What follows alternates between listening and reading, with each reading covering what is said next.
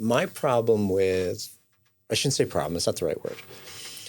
Where I will shine better for me, for us, is I prefer not to know the questions because then you can see that I can think on my feet. Yeah. And then I can articulate, I can put it together an answer as opposed to the uhs, like everyone else does. Welcome to Stop Whining About Real Estate. Join us as we chat, sip, banter, and wine with the best in the biz. Grab a glass of your favorite vino, sit back, relax, and let's wine together.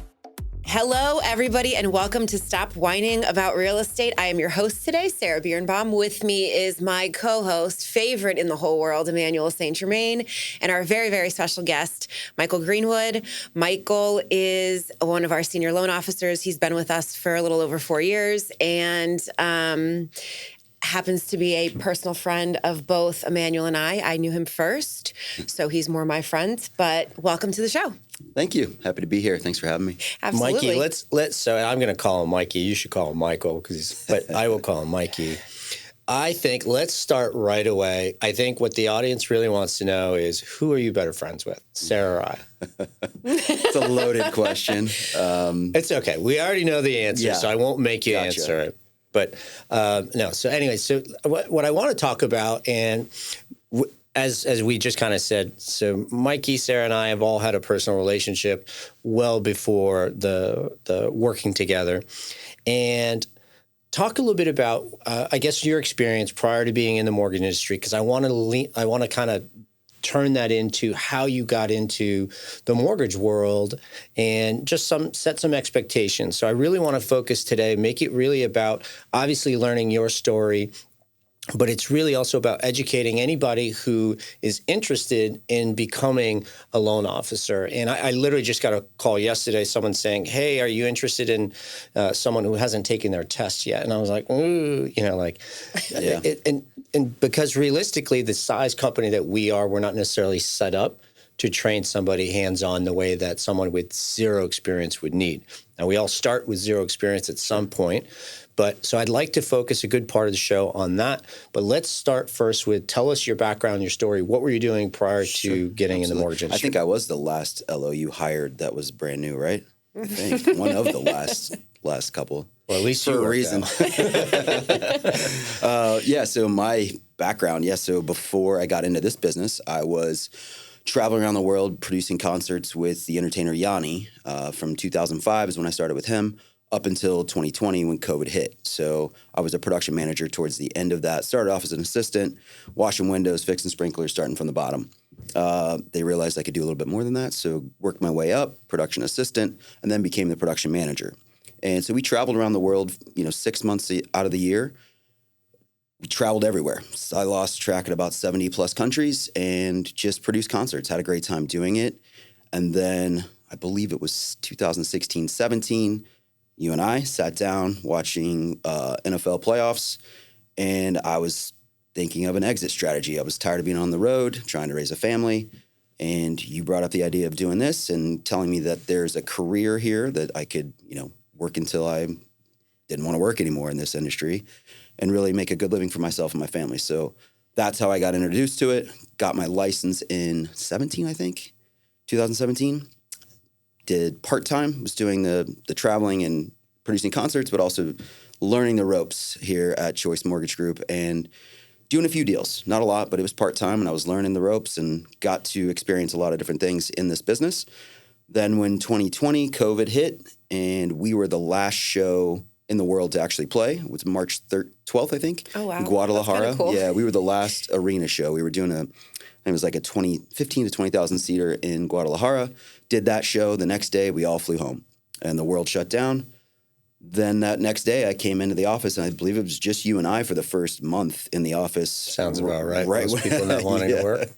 Right when COVID hit. Slackers. Yeah. In my defense, I wasn't here yet. And obviously at that point, rates were pretty low, and the phones were ringing off the hook, so we were busy. And I learned a lot. I got to work on a bigger team, and I saw a bunch of different loans come through the door, a bunch of different ways to structure them, and that just kickstarted my career. and I've never looked back. I haven't been on the road since 2020, and I don't plan on going back. Very cool. Yeah. All right, so let's go. So one question in the music industry from me, and then I don't know if you have something, Sarah, but the top 3 countries for people like myself who work and don't get to travel as much. Sure. Top 3 countries that you recommend. So I'm not saying in a bad way. I just it's true. Like, you choose not to take vacation. I mean, somebody has to keep the lights on. Right. I get asked that question a lot. It's a tough one for me because I have been to so many cool different places. Singapore to me was very interesting and just diverse, very cool place. I love Greece. Obviously, Yanni was Greek, so we had a nice long paid vacation there for about almost 2 weeks, so that was pretty awesome. Nice. Obviously, I love Romania for other reasons, but Romania is beautiful and holds a special place in my heart. So those would probably be my top 3. There's definitely several others that are right up there as well. Very cool. Yeah. All right, so no questions from Sarah, the co-host over here. So we're going to keep going.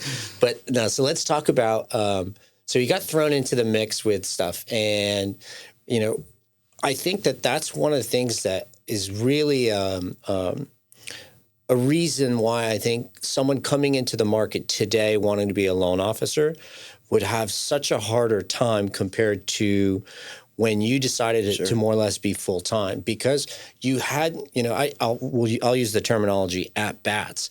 You had the ability to have so many at-bats that you're not so dependent on one transaction, one sale in order to pay your bills, which can be very scary. And from a sales perspective, when you only have one sale, one transaction, you hold on so tight. Sure. And if that's the only way you're going to be making your, you know, you don't know how to negotiate properly, you're either suffocating or you're not suffocating the client enough for doing whatever it needs.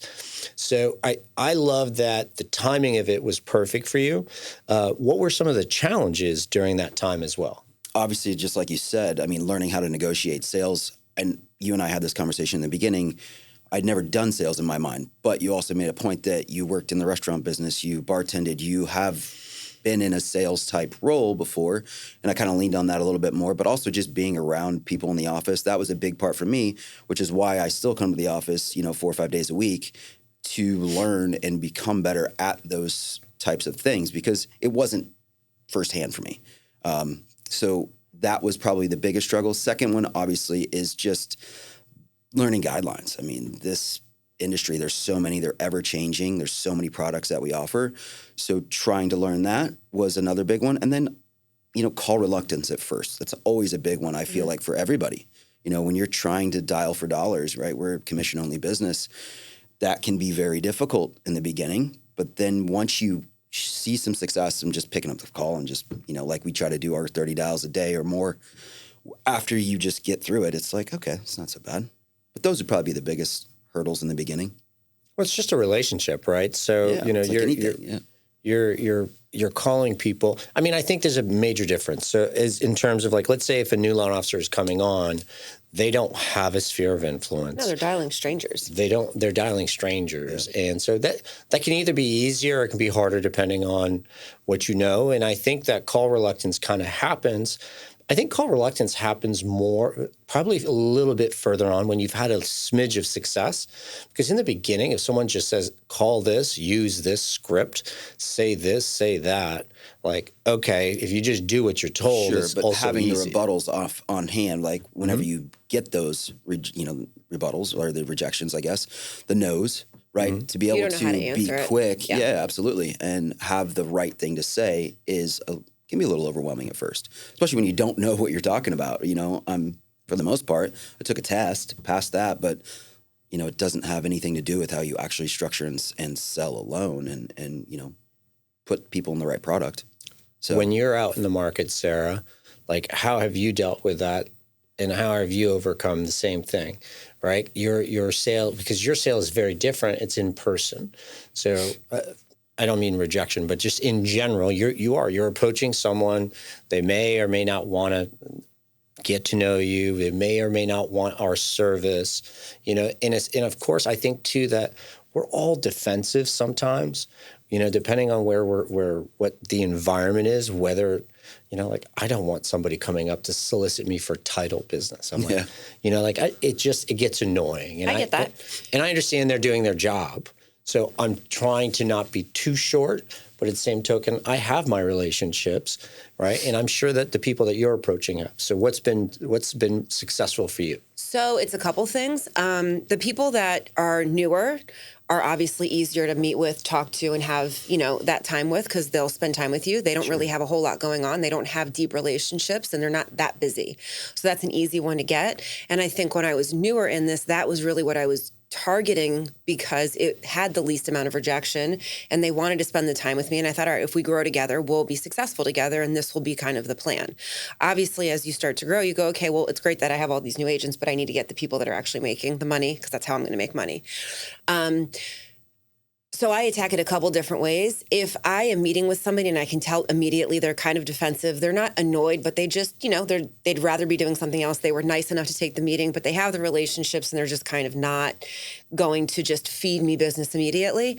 I kind of flip it, and I don't make it so much about, doing business together. I more make it about, let's get to know each other as just human beings. Let's build a relationship where we start to like each other and possibly trust each other.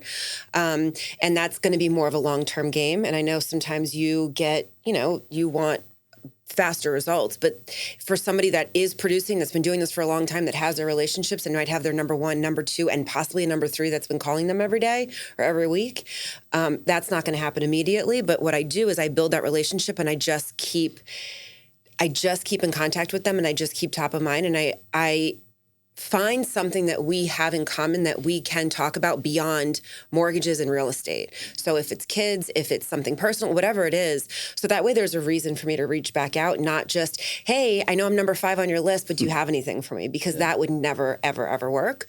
The other people that are a little bit more open to meeting with me, and, I can sense that there is an opportunity for us to do business together, and they might not be so closed off to it, I'll be a little bit more aggressive about, hey, what is it, what do you look for? What do you need in a partner? And I more so come at it as a partner, not as a lender, because I'm there to be their partner. You're there to be their lender, and kind of go at it at that and figure out what they're missing, what they need, what they would like to have.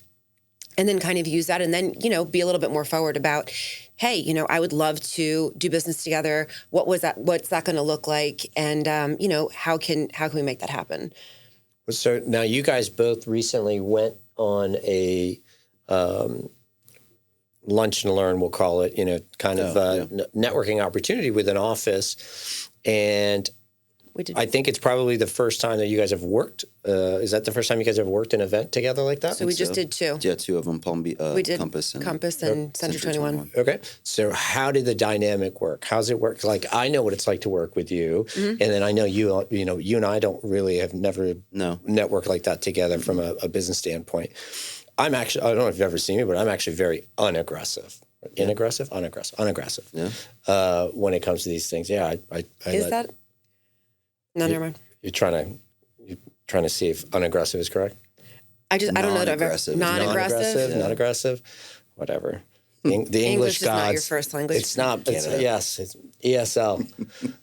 All right, but honestly, like, what was it like working together? Yeah, it was great. She took the reins at the beginning and introduced us and talked a little bit about, what we're here to do, and made the right introductions to the office manager and to the agents that she knew. It was great. And then handed it off to Andy and I.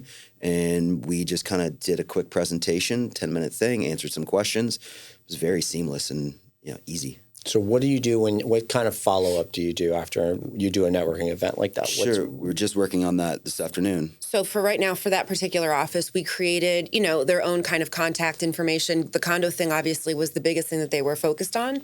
And that's what the office manager came back and said, this is what they're really excited about. Mm-hmm. So I have, our marketing team right now is working on different flyers for different things that they were interested in. We're going to brand them for Mikey and then for Andy, send them back. I have the roster. I have production. They made some of their own contacts while they were there afterwards. So they're going to go ahead and kind of divide and conquer. I've reached out to a lot of the people that we met that day and just kind of continuously love, drip. And then, the hope would be that they would then take the marketing material that has their stuff on it, reach out to the agents that they made personal contacts with, figure out the roster however they want to do it, and then go from there. Okay. So now from your perspective, Mike, the continuously love drip concept, right? Do we have a more defined system that you're following up with whenever you're filing with realtors or, anything like that? Not from this type of networking, no. I mean, we have the journey, right, that we talk about and we use with Jungo and such, and that type of follow-up that I do with my realtors, but nothing in place yet for these brokerages that we just went to. Right. I would say a supernatural way to do it, and this is what I've found, is that everybody's on social media. So the first thing that I like to do is once I make any kind of a connection with an agent, even if it's just a very quick, like, hey, nice to meet you, I follow them on social media, because what happens then is that they see what we're doing, they see what we're posting, they see the podcast, they see different things that, we clear to close or the condo stuff or whatever it is that we've got going on.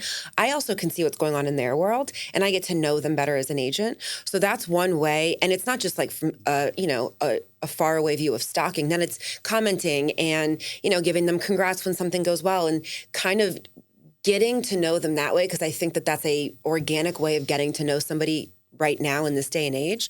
And I think that's how you can build relationships without being invasive and constantly calling them to ask them if they have something to give you, because you're getting to know each other that way. So that's one thing that I like to do after an event, after an office visit, after, whatever it is that we go do. Right. But you met Bob Smith. And if you don't have some sort of system, how do you know how often or how do you remember to follow up with Bob Smith? How do you remember to go on Bob Smith's social media? Because Bob Smith's not always just, how many people do you have in your social media sphere? Most of them never, however the algorithms work, it's not like they just pop up all the time. Mm-hmm. Like sometimes you're going to have to go find people. Right. So that's where our trusty CRM comes into place. Put that baby in, put them on a journey, and all of a sudden your tasks start popping up. So the idea behind a journey is to figure out ways to communicate with someone. Yeah. But to your point, right? So the coaching that, and I think for me where it stems from, and what I'm trying to highlight is that the idea of having a follow-up system is the key to success. Now, I agree with you. I don't like the idea of calling a new agent, the relationship that we've just met, once every single week. I think that's extremely annoying. If anybody called me once a week like that, I wouldn't like it either. But at the same token, the idea of having a weekly system is, okay, a text. You can do it subtly. Week 2, maybe you go on and Facebook friend them. Week 3, you go into Instagram and make a comment on their Instagram. So it's constantly doing different things, but it's not just love and drip on them. You got to have a system. And then the other part of it too, for me, that I want you guys to have is have goals. So have a goal in terms of that particular individual. I met Sue Smith at this date. I'm going to get a referral from her by this time.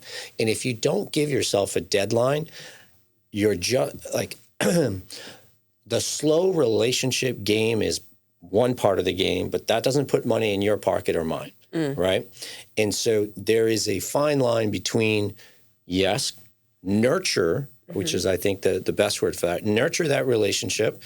So it is a relationship, not a transactional, but at the same token, you've got to put a little bit of pressure on yourself, because if you don't, you're just never going to get there. What would you say that magic number is for a transaction deployment? You got to use empathy, Sarah. So in this case, you want to use empathy. And what you want to realize is that the greatest thing that we can do for anyone is solve someone's problems. Okay?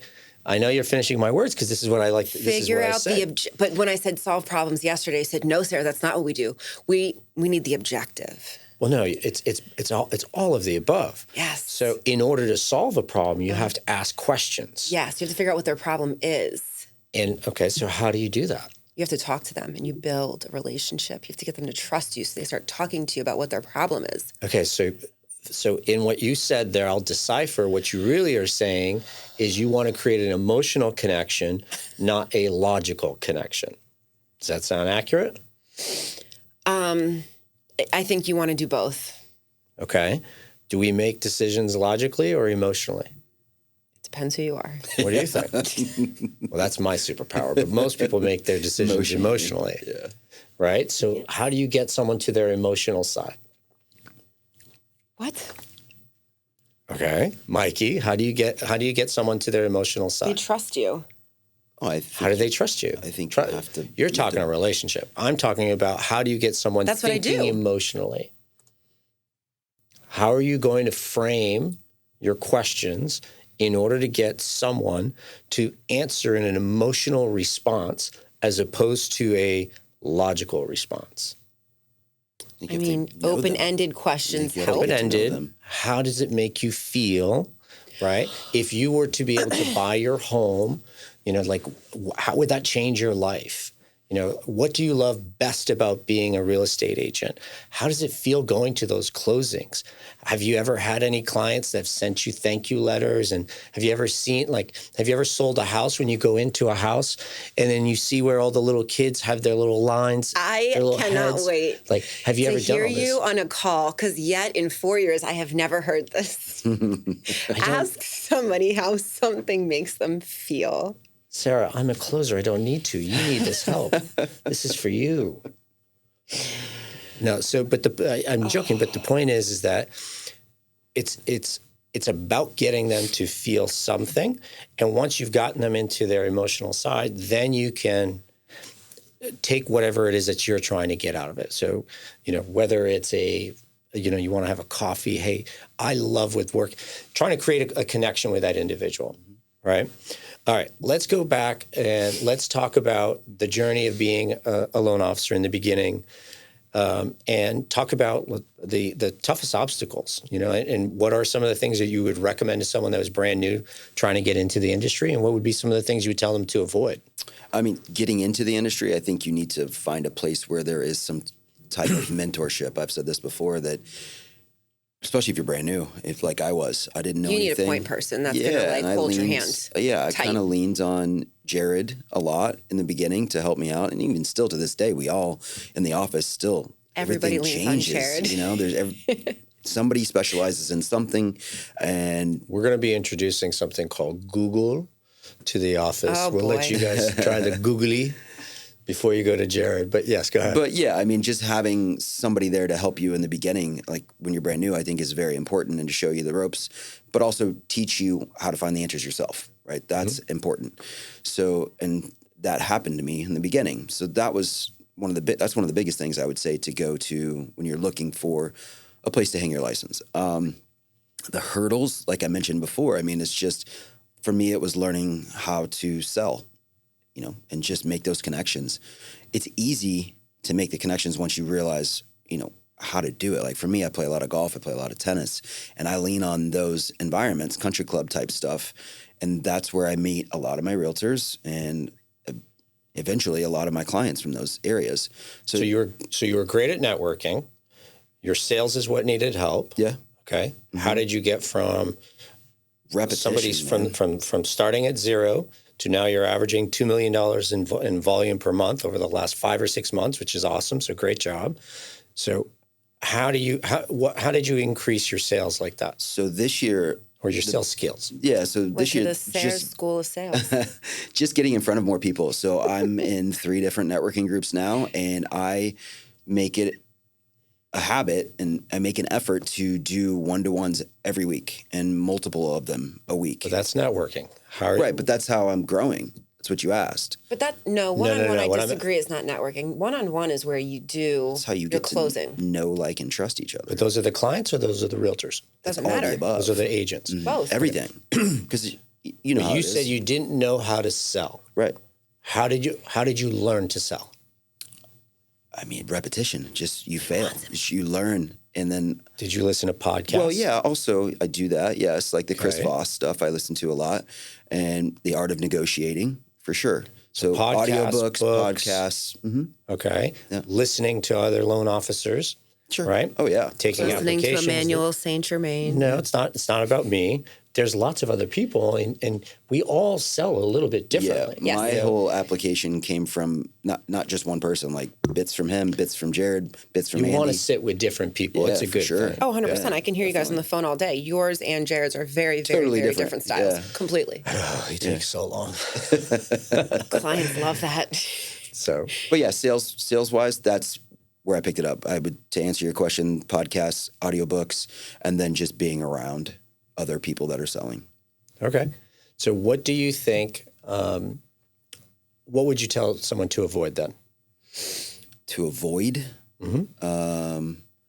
Get out of your own way. I was going to say, get out of your own head. Be accountable, like make your goals, but like don't avoid them, right? That's one thing that I struggled with in the beginning. I always do a vision, right, for each year, and Q1, Q2, all the way through. I have goals. And in the beginning when I did it, I would start off strong and then I'd kind of get away from it. And that's one thing. You just have to be consistent in this business, and you have to, so avoid being inconsistent, I guess, would be the biggest thing. Just find a plan and stick to it. Stick to the system. Mm-hmm. We were so on our way down to this event down in Fort Lauderdale earlier. I was listening to this podcast, and he was literally saying that, and we were using the example that action is where people go wrong. It's not the plan. Anybody can write you a great plan. It's, execution. It's execution, right? Yeah. Somebody can put you on the best diet in the world. Somebody can write you the best workout program, anything. We can give you the best scripts in the world, but if you don't actually execute and actually take action, mm-hmm. which is what most people's problems are, you're never going to go anywhere. Yeah. So how do you, all right, so let's say if we look at your 2025 Q1 goals and action plan, what holds you accountable to that action plan for yourself? What holds me to it? Yes, because so currently in our organization, we don't have the kind of management style where there's micromanagement. Right. I'm not staying on top of you. You are self-employed. You do what you want to do. Right. So you are held to hold yourself accountable. Mm-hmm. How are you holding yourself accountable? So I keep a copy of it on my desk, and I look at it every day. And it's so visually. Yeah, for sure. Yeah. Sarah, what do you do?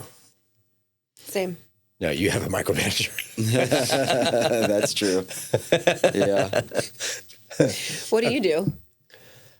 So for me, we do something called EOS, called Entrepreneurial Operating Systems, and that's how we run our company. And essentially what it does is it forces us to constantly put goals in terms of what we're doing in quarterly. And for me, I'm always pushing. I'm pushing because I don't, I just don't like staying status. I don't like staying put. I want to get better. I want us to get better at everything we do. Sure. So, I want our service to get better. I want our speed to get better. Just everything. I want my offering to be better for you as a loan officer. I want our reputation to be larger. I want to have greater credibility. I want to make it easier for you guys to be out there, which is why, we do events like earlier today where, I was fortunate enough to be on a panel and get asked some questions. And, it's not like I'm walking around carrying cards or getting cards from these people, but it's hopefully helping build credibility. So when Sarah's out there networking and when you're networking, oh, yes, I've heard of your company, da-da-da. Mm-hmm. Yeah. So, all right. What do you love most about the mortgage industry? That's a good question. I like the way every loan is different, right? So I'm never, just like you said, you don't like staying put in your lane, right? Every single loan that has come through my door, there's always something different about it. So there are ever-changing guidelines, like I mentioned before, but just a way to structure it and help people, I would say that keeps me on my toes. Solving people's problems are different in every situation, 100%. in that circumstance. Yeah. Okay. Walk us through a day, because one of the things that I think a lot of people enjoy as a loan officer in this is that it's the flexibility. Oh, sure. Like you don't have to be here at 9 a.m. Sure. And like most people, you also have the ability that it can be much, depending on if you're doing well, it can be much more lucrative than most other sales organizations. Mm-hmm. But there's a piece to it. And so there's a give and take. talk a little bit. You've got a newborn son. Well, he's not that newborn anymore, but so talk about the family dynamics of what being a loan officer is like, and having that ability to do daddy daycare if you need to, or play golf when you want to, and things like that. Yeah, so Monday, for instance, my son had a day off school. Daycare was closed, so I had to stay home, and got to stay home with him and watch him and work from home while my wife was out of town working. So, yeah, there's in the mornings, I'm with him until I drop him off at daycare about 9 o'clock. Then I roll into the office between 9 and 10. My day is pretty structured. There's phone calls that have to be made every day. There's follow-ups. I do that. I do play a lot of golf and tennis, so I do get out of the office for that as well. And those are my networking opportunities, right? Like I also mentioned, I have 3 other groups that I'm in, so I'm busy out of the office with that a lot. But I do like my time in the office. I get more done. It's just I'm focused on that, and there's not all the other stuff going on. Mm-hmm. Wash the dishes, clean the backyard, whatever, right? So I like being in the office. Also, the great thing is I can travel, too. My wife and I love to travel. We spent some time in Romania. We spent some time in Colorado this summer, and I'm able to do that with this job. That's amazing to me. Get to go, and I can still work, but still have some free time and some fun.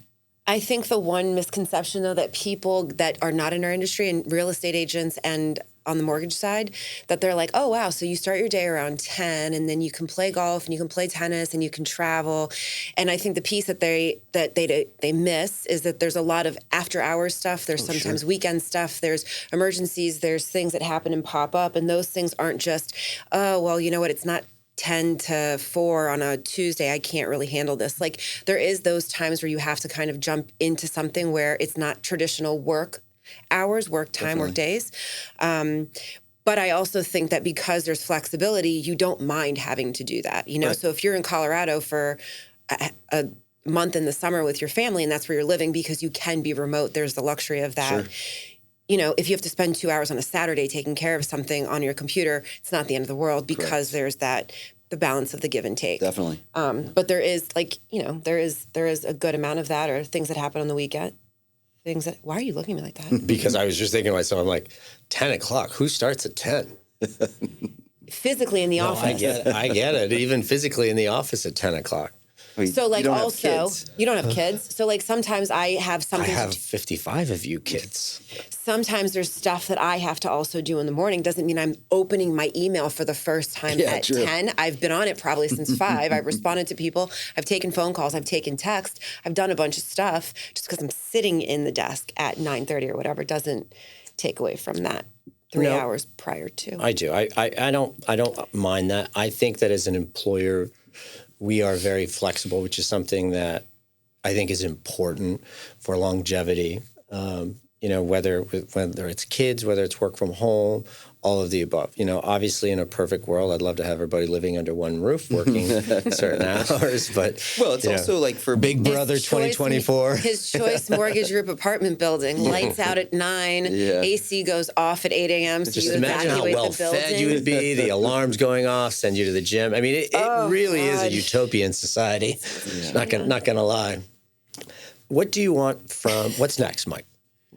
I know what's next for you, but what's next? Would like to build my team out and build a branch and start to just make it bigger, help other people get into this business, or help existing people in this business show them how I was able to grow and continue to grow. So that's okay. So let's go off that tangent. Yeah. If I meet someone, or Sarah meets someone, I was just going to ask this, who has no experience.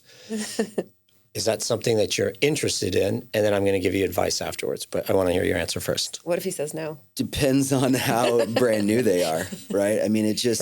Brand new. Yeah, it has their license. Right now, it would be tough for me right now. Somebody brand new. Wouldn't say I wouldn't do it, but it would be tough. It takes a lot of hours. I remember what it was like for me. So, it's a lot. But the good thing is, now here's the other caveat. It's the right answer, by the way. If they were committed to being in the office every day, because I'm here Monday through Thursday every week, unless something comes up with my son, Fridays in and out. But almost like a mentee. Yeah, situation. If they were here Monday through Thursday, I would definitely consider it, because that's easier. I can bring them in and show them how I structure, how I talk on the phone, or this, that, or the other.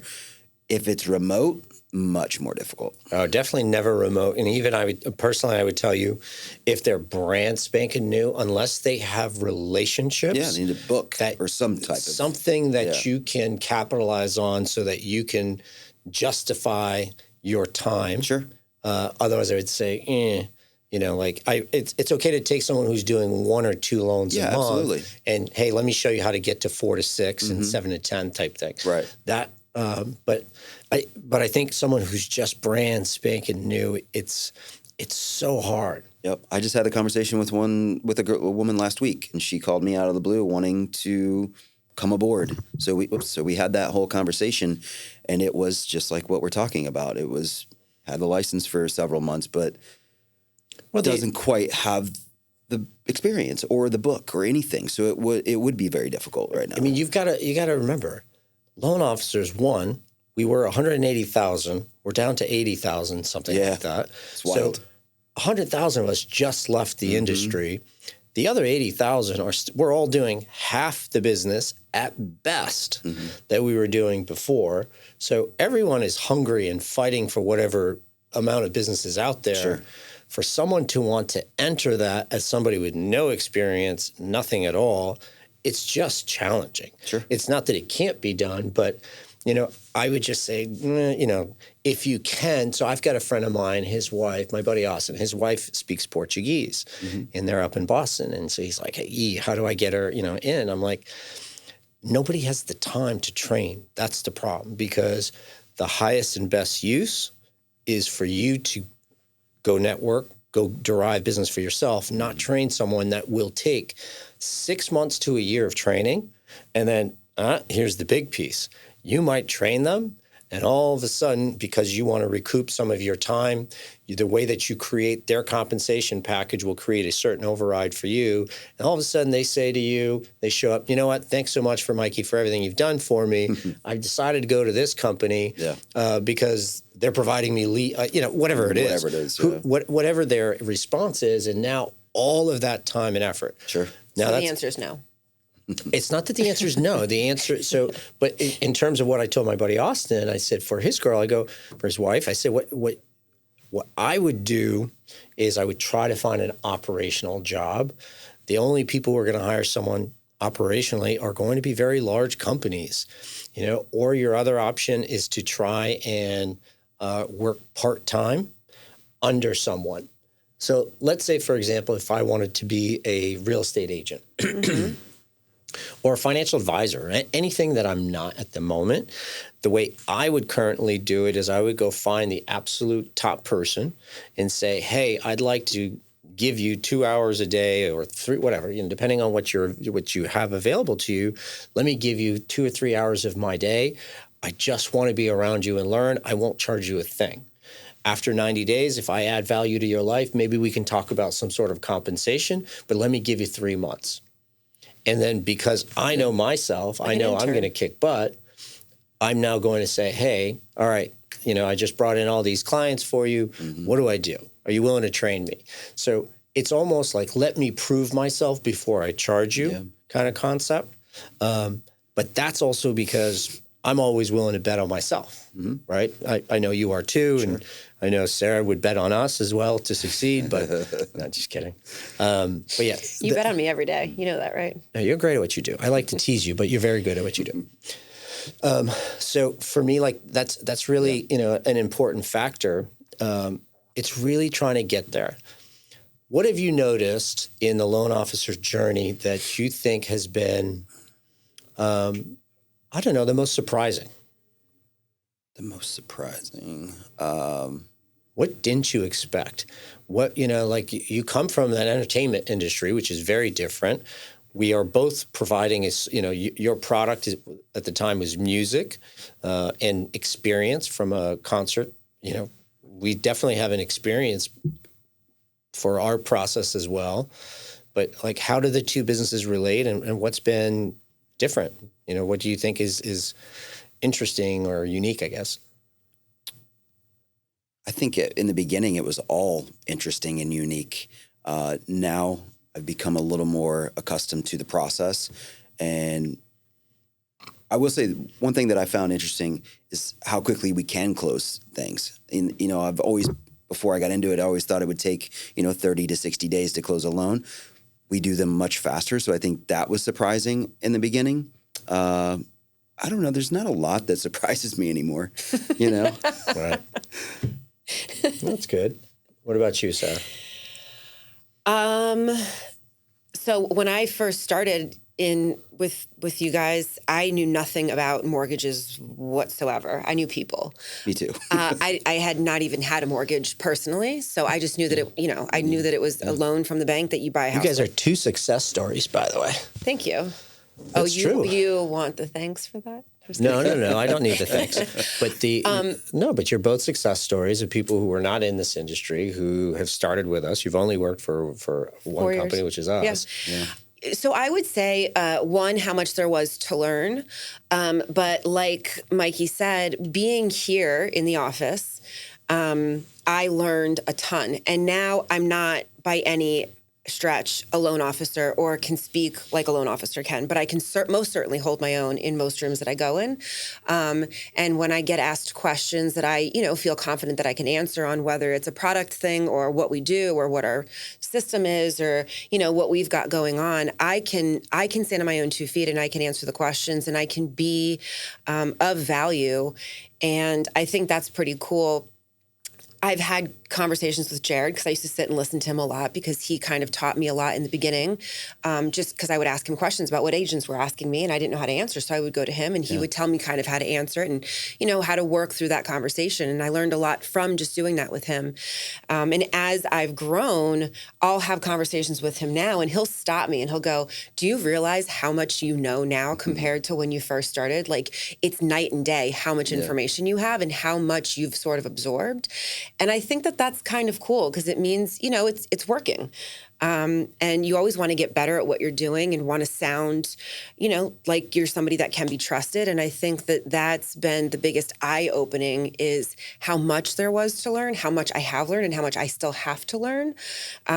And I enjoy it because it's not that, learning about mortgages is the most exciting thing in the world, but seeing the growth is exciting and being able to speak better to all of the things that we do is more exciting. And it makes me a more valuable player in this industry as far as, somebody that's going out building relationships and creating trust and likability and recognition for us as a brand and as a company. Are you currently licensed loan officer? I am not. Okay. And do you think that's a good decision or bad decision? So I go back and forth with this, and we have lots of conversations on it. I struggle sometimes with not being licensed, and it's not that I want to be in the loans, I don't think. What I struggle with is I think there's this persona sometimes of when I'm having a conversation with someone and they know that I work for a mortgage company, we'll start talking and they'll say, are you licensed? And I'll say, no, I'm business development. My job is the relationships and bringing people in and bringing business in. And then they'll say, oh, so you're just marketing. And that bothers me a lot. And there's nothing wrong with marketing, but it's just not at all what I do. Right. And so I think that sometimes if I said, yes, I was licensed, but I don't practice as a loan officer, I think in some eyes and in some circles, it may give me a little bit more of credibility. The other flip side of that, and as you've discussed with me, is that if I was licensed and I was a loan officer, I lose that kind of innocent. You're one of them right now, and we're on the other side. Correct. And the second you get licensed, you're not on their team anymore. Well, I think I could still be on their team because it would be the way that I would frame it. But I think that there is some truth to if I were to become a loan officer, it almost becomes more, I'm only doing this because I want your first buyer, where right now I'm less threatening to them, to everybody. And I think people are more open to speaking with me and letting me become their friend and building that way if I need to, rather than just, I don't have a loan for you, please leave me alone. Why? Sorry, go ahead. No, I was laughing at her. Why do you think when you said why would someone ask you if you're licensed? I get asked that all the time. Sure. So why? What do you think they want? If you said yes, what do you think they're going to say? I think a lot of times they ask me because they want to know how much I know or if I'm somebody that should be doing what I'm doing. Okay. So let's say you are licensed, because getting a license. I already know where you're going with this. Getting a license. Great. I'm glad to know that you understand how my mind works. Getting to know, getting a license, okay, is simply passing a test and a few things, right? Which I'm sure you could do after your second or third try. So I'm just kidding. So you pass your test, your license. Yeah. Now what they're going to ask you, what do you think is going to happen next? They're going to ask you questions, and you're going to say, well, what if you don't know the answer? Then you look like a stupid loan officer. I wouldn't say you're going to look like a stupid loan officer, but what good did you do yourself? Yeah. If you are now the person that's responsible for answering, and you're not able to answer those questions. So the way that have you enhanced the value of what's in front of you for yourself? I already know how this conversation is going to unfold. I'm going to say, well, the way that I would do it is, as I did in the beginning, I would continuously learn before you say anything. I would continuously learn, so I became more and more credible. And you're going to say, why can't you do that anyway? So you want to spend time learning guidelines? Didn't we just talk about hiring a new LO? Why would you want to spend all this time learning guidelines and not working on all the relationships that you have and the new ones that you can have? That's where you make money, right? Yeah. Oh, so we call that highest and best use. Yes, one of my favorite words. No, but honestly, or terms, I guess. I just don't. Again, you're welcome to get your license. I personally I put the fight on the shelf for right now. I just think it's a. What do you think, Mike? Do you agree with my philosophy? I do. I don't think there's any reason for you to get it unless you just want to have it. Okay, so let's talk about the networking. You just went to 2 networking events where there was 2 licensed loan officers at both events and Sarah. What did you notice? Do you notice that they talk to her differently versus you guys? Are you more threatening than she is? How did the whole dynamics play out?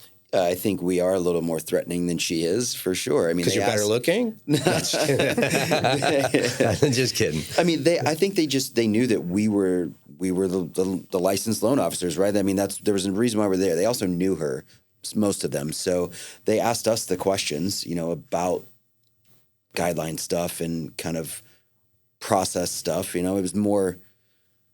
Yeah, I don't know that there's a reason to get it, honestly. So I will say this. I've had several loan officers come into my office, and they want to know how I continuously kind of get in front of people that I've built relationships with and get them to give me business, but also make it so welcoming and kind of warm when I'm following up with them, dripping on them, asking for business. And when I was talking through what I do and how I develop a real relationship with them and figure out how I can be helpful to them, but they were like, but I can't even get that far with my agents because they immediately kind of put a defense up and they immediately go, I don't have anything else to talk to you about. And maybe it's the way that they go about it, and maybe it's, the sales part of it. But I also think that there is some truth to the fact that I am not calling them just asking for a buyer. Yeah. And so I get what you're saying. It's again, the important part for me, and the reason that I think it works so well and what I like about our design is that it's not traditional. The business development role did not exist in the mortgage world. And it was always natural that a loan officer would create their relationships. Yeah. And so you would work on that. But as we get busy and as there are so many more realtors than there are loan officers, it's very difficult. And it's very difficult to have relationships because so many of the agents, you could have 100 agents, and let's call it for what it is. Most of those agents aren't doing any business. There's just not that many deals happening. And what do we have? 34, 40,000 agents in just Broward and 43,000. 43,000 agents, it's so many. There's not that many transactions. Yeah. So many of them don't do transactions. So imagine spending all that time as a loan officer trying to create a relationship with someone. You do a great job. They have 2 deals a year, and one of them, by the way, their brother owns a mortgage company, and the other one has $5 million sitting at Chase, so they want a private wealth loan. you've spent all that time. So it's really difficult. So for us, the reason that I like this strategy is that you can do much more. You can fish with a large net much better than the loan officer, because the loan officer has to go back and do that loan at some point. He can't just be out there networking all the time. You can be out there loving on everybody all the time. You can do it from home. You can do it from the office. You can bring people in the office. You can 8 o'clock in the morning from my phone. Yeah, so we'll see. We'll start tracking your phone, but but yeah, like you can track my car. You can. that sounds bad, but yeah. So the just in general, and so like I don't know. I just really like it. I think it's obviously it's self-designed, but I think it's just a really good concept that separates the tacticianer and, for lack of a better word, the lover. I don't know, because that's what we do. Like, that's your role. It's to love on people. We're not going to be as emotional. We're doing our, all right, here's the loan. You guys, we handle the client. Like, we have to come back and work on the loans. Like, whenever a couple of my networking events it's like 2.5 hours out of my day with travel and everything. So I'm rushing to get back to the office and then have to go pick up my son at 5 o'clock from daycare. So there's a lot of things where I think it's a genius idea to have somebody like you. And you're good at it. Thank you. So, yeah. Stay in your lane. All right. So let's wrap up, Mike. I want to know the what? Mikey. Mikey. Michael, Mikey. Or like my kids call him Uncle Monkey. Uncle Monkey. So the funny part is that like he introduces anyone, like I've always done this. Yes, What do you do? Every time, so let's say he and I are walking somewhere and he'll introduce himself. He reaches his hand out and he'll say Michael, and I always say Mikey. Yeah. So I stopped I know it's Mikey. because I know like in a professional, he's Michael. So like we went to the most recent office and I was like, this is Michael Greenwood. Because my natural is Mikey. Of course. But I think, I actually it's just think my natural thing is. I've got 20. I just think it makes you more 22 approachable. years I have with you. 20. 20 years? Yeah. You're like, time. what, 15? You know, I saw my Facebook. We've been Facebook friends for 16 years. Who? You and I. Oof. I know. You must have an award for that. I need therapy. Oh, funny. Okay, so wrapping up, I want to just final input on where do you see yourself 5 years from now, career-wise, 10 years from now? Where do you see the state of the mortgage industry? So myself, obviously, like we mentioned, having a branch of my own and also maybe opening something in another state eventually, just because I do like to spend some time out west. Colorado. So that would be, Colorado. That would be a goal of mine. And have, who knows, 4, 5, 10 people working in my branch at that point. That's a long-term goal. The state of the market, I mean. Just to the industry. Like, are you worried at all that AI will replace us? No. Why? Definitely not. I just don't think people still want that human connection, in my opinion, and I don't think they're going to trust AI to make their best decisions for them. And, I'm readily accessible and go through all of these different options with my clients and Is it agents. because you're licensed that they won't replace you? Like, is Sarah going to get replaced? No, I'm the one thing that can. I'm the one thing that can. Yeah, that's true. I'm the emotion. Yeah. I'm the emotion and I'm the human. Trust me, they're going to figure out how to do that. No, they're not. We're all going to be out of a job at some point. No. I don't think so. Yes. All right. Well, awesome. Well, thank you so much for being on the show, Mike. You're a brother, and we're super happy to have you. And thank you for being part of the podcast, but also part of our journey as a company. And blessed to call you a friend and family. So yeah, family for sure. Thanks, Uncle Monkey. Thank you. I enjoyed it. Okay, that's enough whining for one day. We are so happy that you could join us today on Stop Whining About Real Estate. So please, not only listen, but subscribe, follow us, download, share, and if you're feeling it, give us a 5-star review. Hey, and if you'd like to be a guest on the show, please email stopwhining@choicemortgage.com. Thanks so much.